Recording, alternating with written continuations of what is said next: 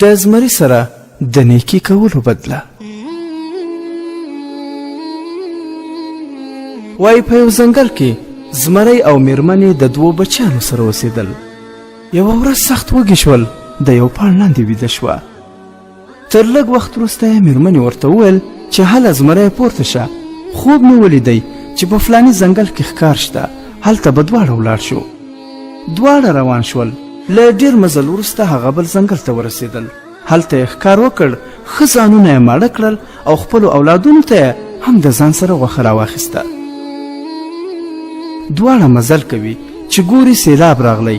دوی هلته پورې غاړه پاتې شول. لاره یې بنده شوه او خپلو اولادونو ته نشو راتلی. دواړه ناقراره وو چې اولادونه به مو د لوږې مړه شوي وي، خو خبر نه وو چې اولادونو ته یې یوه هوسۍ راځي. د هوسۍ خپل بچي مړه شوي وو. هغه د تیو له درده په عذاب وه او د زمري بچیان وږي وو. نو دغه هوسۍ به په ورځ کې 3 ځلې ورته راتلل، شیدې به یې ورکولې. د زمري بچیان ښه خوشحاله وه، خو هلته یې مور و پلار اندېښمن وه. آخر سیلاب وچ شو. دواړه راغلل او په دې لټه کې وه چې د خپلو بچیانو مړي پیدا کړي. ګوري چې دواړه بچي یې سره سپین خوشحال مخې ته ورته راغلل او خپل مور و پلار ته یې ټوله کیسه وکړه. مور و پلار یې زیات خوشحاله شوه، خو د مور او پلار نه یې بچیانو هیله وکړه چې اوس د هوسۍ د راتګ وخت دی، له تاسو ډارېږي، تاسو یوې خوا ته پټ شئ، موږ به هم شیدې وخورو، هم به ورته ووایو چې نور نو مه راځه، ځکه زموږ مور و پلار راغلل. هوسۍ راغله، دواړو ته یې شیدې ورکړې. مور و پلار یې پټ دي، خو کله چې بیرته روانه شوه نو مور و پلار یې دواړه سلامي ورته ودرېدل او ویې ویل موږ خو د ځنګل پاچاهان یو، تا زموږ اولادونو ته شیدې ورکړي دي، اوس خپل ارمان راته ووایه چې پوره یې کړو.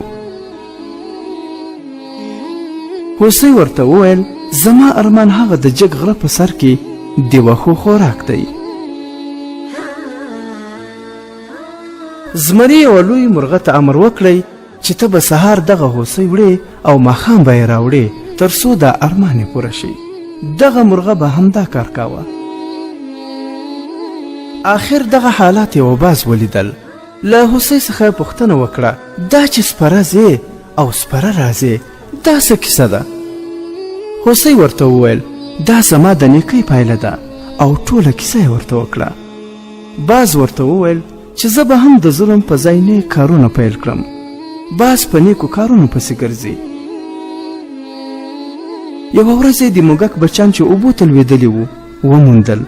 نو باز له اوبو څخه راپورته کړل او بیا یې خپل تر وزرونو لاندې کړل چې تاوده یې کړي. خو څو شېبې وروسته د موږک بچیانو خوځېده پیل کړه. باز هم ځان وښوراوه چې نور والوځي. څو ځلې یې کوشش وکړ خو ویې نشوه کولی چې والوځي. ګوري چې د موږک بچیانو یې د وزرو بڼکې وهلې دي. نو له هاخوا څخه هوسۍ راغله. ګوري چې باز په ځمکه ناستی نشي الوتلی. هوسۍ ورڅخه وپوښتل چې ولې؟ باز ورته ټوله کیسه وکړه چې زما د نیکۍ نتیجه خو دا شوه. هوسۍ ورته وویل ای ساده، که دې له نیکانو او سیالانو سره نیکي کړې وای نتیجه به یې هم ښه وه، خو څوک چې له فاسقانو او کمسلو سره نیکي کوي همدا به یې حال وي. ګرانو دوستانو، له دې کیسې څخه موږ دا پند اخلو چې په ژوند کې د زمري غوندې ښاغلو او سیالانو خلکو سره نیکي وکړې انجام به یې هم ښه وي، او چې د موږک غوندې کمسلو او نااهلو سره نیکي او ښه وکړې هغه نیکي آخر سړي ته بد شي او په غاړه کې یو جنجال ولویږي.